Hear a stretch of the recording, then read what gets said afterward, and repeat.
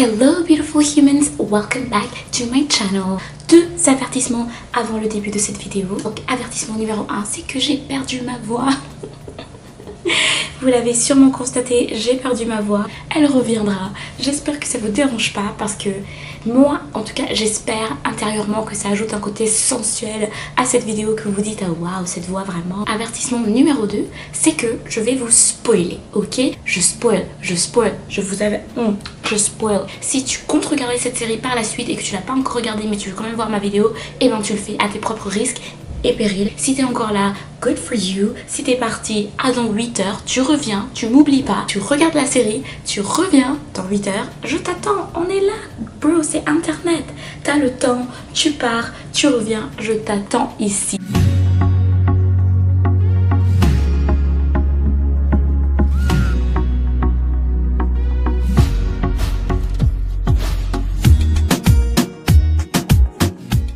Pour ceux qui ne me connaissent pas, my name is Princesa, mi nombre es Princesa, minha zovut Princesa, je m'appelle Princesa et bienvenue à ma chaîne YouTube. Comme vous le savez tous, Stranger Things saison 3 est sortie exactement le 4 juillet 2019. Je l'ai marathonné le jour même, j'ai regardé ça toute la nuit, je suis allée travailler le lendemain, je sais pas comment, parce que je suis allée me coucher à une heure impensable, mais c'était complètement worth it parce que c'était juste comme génial. J'ai tellement aimé cette saison 3 que je me suis dit, il faut absolument que j'en parle, il faut absolument que j'en fasse une vidéo. Et déjà, avant de commencer, je voulais juste dire que merci à Netflix d'avoir mis le récapitulatif de la saison 2 au début de l'épisode, parce que oh my god you guys, ça faisait 2 ans. Thank you, that's what we need. Previously. We gotta do this? Let's engage. Guys, l'épisode 1 commence et on nous introduit aux méchants de la série et c'est des Russes, ok?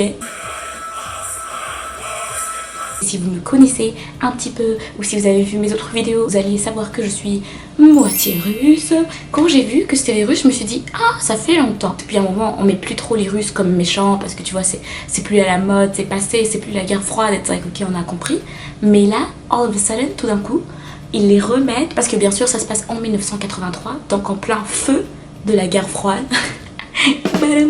Et je voulais juste dire que j'ai beaucoup aimé le fait qu'ils aient utilisé des Russes qui parlent russe pour de vrai. Ok, qu'est-ce que je suis en train d'essayer de dire, c'est que dans tous les films Hollywood, à chaque fois qu'il y a des Russes, c'est genre un gars américain qu'ils ont ramassé dans la rue, qui lui ont dit répète cette phrase en russe. C'est pas grave si tu comprends pas ce que tu dis, c'est pas grave si t'as pas un bon accent, c'est pas grave si tu prononces mal, on va dire que tu es russe, on va dire que tu es genre le président russe, et vas-y, allez, action. Like, honnêtement, c'est ça qu'ils font. Ils régurgitent la phrase. Mais dans Stranger Things saison 3, ils ont pris des gens authentiques. Ils parlent avec aisance et ça fait du bien à écouter. Honnêtement, quand je l'écoutais, j'étais comme, ah, c'est comme du beurre. J'ai beaucoup aimé épisode 1 parce que ça montrait vraiment comme l'évolution de l'amitié de tout le monde. Ça nous remettait en contexte. Ça nous disait comme, regardez le crew que vous aimez. Voilà ce qui se passe entre eux. Tout le monde a tellement grandi. Quand je les ai vus au début, je me suis dit comme, oh my god, c'est trop bizarre de voir les enfants grands. Mais plus que la saison passée, je me suis dit waouh, c'est tellement bien qu'ils aient grandi parce que ça ouvre tellement plus de portes, ça leur ajoute tellement plus de dimensions, tellement plus de profondeur. La scène qui m'a tuée dans l'épisode 1, c'est quand tu les vois s'embrasser et Mike se met à chanter and you're like, ah yes. What is this? What is this? Nobody wants to show you. Mike, stop. À la fin de l'épisode 1, on voit tout de suite que le mystère commence parce qu'on voit Billy, et Billy qui a eu un rôle génial pendant toute cette saison. On le voit déjà disparaître dans un sous-sol, quelqu'un attrape une créature noire et you're like, oh my god, est-ce qu'il est mort? Est-ce qu'il est pas mort? Spoiler, il est pas mort. Épisode 2, j'ai beaucoup aimé l'épisode 2. C'est l'épisode où Eleven reprend son indépendance de Mike parce que depuis le début de la saison, enfin depuis l'épisode 1 à 2, on peut voir qu'ils passent vraiment beaucoup de temps ensemble, qu'ils deviennent presque comme une personne, tu sais, c'est comme le premier amour, all that stuff. Mais l'épisode 2, c'est quand il y a genre leur petite dispute, donc elle passe la journée, elle commence à passer beaucoup plus de temps avec Max. Et j'adore quand on montre des amitiés positives entre filles, parce que Max est comme, elles sont tellement mignonnes ensemble comme amies. I was like, ah, je veux être leur amie, elles vont faire du shopping ensemble for the first time. Moi aussi je veux faire du shopping. Les garçons d'un côté, les filles de l'autre, en train d'essayer de se comprendre, les filles sont d'une autre planète, blablabla, c'est des aliens. Like, j'ai vraiment aimé. Parallèlement, il y a aussi Nancy et Jonathan qui travaillent maintenant, parce qu'ils travaillent maintenant dans un journal, et puis comme Nancy est vraiment maltraitée, lui aussi d'ailleurs. Et anyway, c'est juste intéressant de voir comment c'était aux années 80 1983 parce que tu vois tout le monde en train de fumer, tout le monde en train d'être super sexiste, etc. etc. Et Nancy garde quand même la tête haute, donc c'est comme vas-y girl, nous on croit en toi, toi tu nous représentes. On montre aussi la mère de Will qui est là tout d'un coup, maintenant que j'en parle j'oublie son nom. C'est quoi son nom même? La mère de Will qui est encore en train de récupérer de la mort de Bill de la saison 2, tu sais, donc c'est comme Rest in Peace Bill. Épisode 3, c'est là où la mère de Will, Joyce, parce que maintenant je me suis rappelé de son nom, Joyce, elle devient folle parce qu'elle est avec ses magnets, elle est comme je comprends pas pourquoi les aimants font que tomber, blablabla. And it's like girl, va t'asseoir, qu'est-ce que ça a à voir avec rien du tout. Like, c'est comme si elle essaie de s'accrocher à des mystères qui sont pas là. Comme je sais qu'à la fin c'était un gros mystère, mais c'est comme sérieusement, like, qui allait vraiment s'intéresser comme oh les aimants tombent, blablabla. J'étais comme je sais que tu es en peine, my friend, je comprends ton deuil. Assieds-toi, va t'allonger, va prendre des vacances. Mon duo préféré, mon duo Dustin avec Steve. Ça fait tellement bizarre de savoir que Steve était comme méchant dans la saison 1, tu sais, il était comme, c'était plus lui l'antagoniste, etc. Alors que là il est tellement adorable, surtout avec Dustin. Oh my god. Et genre le highlight pour moi de l'épisode 3, c'est quand il voit la vieille en train de manger le fertilizer. Quand elle mange genre comment ça se dit même en français, le truc là pour rendre la terre fertile. Tu sais quand le rat est comme rentré en elle ou je sais pas quoi, il y a le... Dégueulasse. Épisode 4, c'est là où on voit bien le monstre et comme comment il fait pour avoir les gens et que tu vois qu'il met bien sa tentacule sur la bouche des gens et que comme... Quand j'ai vu le mouvement, tu peux même pas savoir s'il leur mettait quelque chose à l'intérieur ou s'il leur prenait des choses comme... Vraiment, c'était dégueulasse. La qualité du monstre de cette saison était vraiment super parce que... Oh my god, excusez-moi. Petit message, j'ai vraiment aimé le monstre parce qu'il était vraiment super creepy et la façon qu'il était fait super bien, mais tu le regardais, you're like ugh. Et en plus il était immense, comme vraiment c'était un monstre approprié à la saison 3, et surtout quand tu vois qu'il était super gluant. Et moi ce qui m'a freak out, c'est quand on voit bien que le monstre qui était comme super solide avec des os et des trucs dégueulasses peut devenir liquide. Like quand il est devenu liquide pour passer sous la porte pour attraper Nancy, I was like oh hell no, oh hell no, I can't. Je suis en train d'imaginer moi dans la situation, voir le monstre se liquéfier, passer sous la porte. J'étais comme I am so glad que je suis pas dans cette série, que c'est pas dans la vraie vie, parce que moi je serais morte. Comme j'allais le voir devenir liquide, j'allais être comme juste prends-moi parce que what am I gonna do. À part ça, dans l'épisode 4 il y a aussi la dispute entre Nancy et Jonathan dans la voiture parce que tu sais ils se font renvoyer du travail. Moi j'ai trouvé leur dispute tellement bête. Jonathan et Nancy je les trouve trop cute ensemble, ils sont so cute, mais la dispute était vraiment bête. C'était comme ah tu me comprends pas, toi non plus, ok bye. C'était très facile comme dispute, ils ont chacun dit comme 2 phrases. C'était très rush et ça s'est terminé tellement intensément. Anyways, après ils se remettent ensemble, spoiler. Et c'est là qu'on nous introduit aussi bien au personnage d'Erika, petite sœur de Lucas. There's no America without Erica. Moi ma grande question c'était comme, elle a pas de parents, elle est restée la nuit dans le mall, au centre commercial, avec ses grands adolescents, que this girl est juste dehors, elle s'en fout. Épisode 5, c'est là qu'on nous introduit à Alexei. Alexei, c'est genre le petit scientifique russe que Hopper et Joyce ont kidnappé. Comme c'est vraiment un personnage qui apportait genre un peu de joie dans la série et tout, il était tellement trop chou. Et spoiler alert, il meurt. Et je le savais, quand tu regardes une série, quand il commence à te faire vraiment like un personnage, c'est parce qu'il y aura une fin. Je trouve qu'à chaque fois c'est pareil, Nancy et Jonathan, ils veulent absolument que leur petit frère soit en sécurité, mais ils les emmènent tout le temps dans le danger. Comme je comprends pas, c'est dès qu'ils ont découvert c'est quoi la vérité, ils sont comme oh mon dieu, nos frères ne sont pas en sécurité, qu'est-ce que tu veux dire par là? Oh mon dieu, il faut qu'on les rende en sécurité. Et non, ils les prennent et ils les emmènent à l'hôpital où se trouve la vieille, où se trouvent les monstres. On est dans un hôpital, il fait noir, les lumières qui scintillent comme ça, c'est comme si t'as eu une épilepsie, tant pis pour toi. Entre temps il y a aussi la scène de Billy avec les enfants. Il nous fait une scène un peu à la Jack Nicholson où il essaie de casser la porte et il est comme laissez-moi sortir.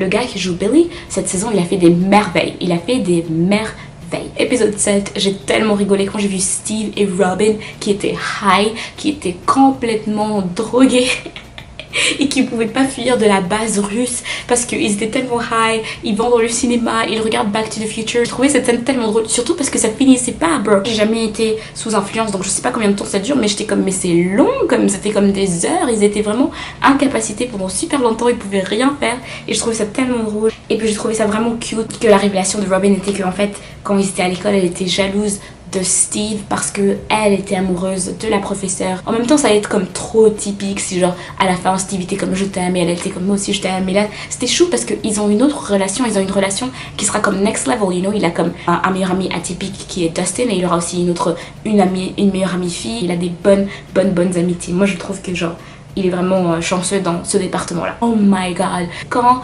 le monstre mord le pied de Eleven, il met une petite partie de lui-même à l'intérieur et c'est comme dégueulasse parce que tu le vois en train de bouger dans sa jambe et elle est en train de hurler et ça me rappelait des films d'horreur mais j'arrivais même pas à mettre le mot dessus. Comme je suis sûre que j'ai vu un film d'horreur où il y a comme des parasites qui rentrent dans le corps humain, je sais plus, comme je me rappelle pas. Jonathan lui coupe la jambe pour essayer de le sortir et il met sa main dedans comme elle hurle et après finalement elle le fait elle-même, tu sais, elle fait comme I can do it. Le nombre de fois que Eleven dit I can do it cette saison est comme, je sais pas si quelqu'un a compté mais j'aurais dû compter parce que je trouve que c'était drôle. Elle l'a dit comme 1 million de fois. Mike, I can do it.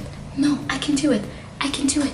I can do it. Hopper et Joyce qui disent genre oh on va aller manger vendredi à 19h à tel truc et elle est comme oui toi tu passeras me chercher and you're like oh finalement. Mais moi honnêtement je voulais pas trop qu'ils soient ensemble parce que c'est comme il n'y a pas d'autres gens dans toute la ville de Hawkins, like, pourquoi vous voulez mettre ces deux parents là ensemble? Elle venait juste d'avoir un copain, elle arrive même pas encore à se remettre de sa mort et vous voulez la mettre avec Hopper.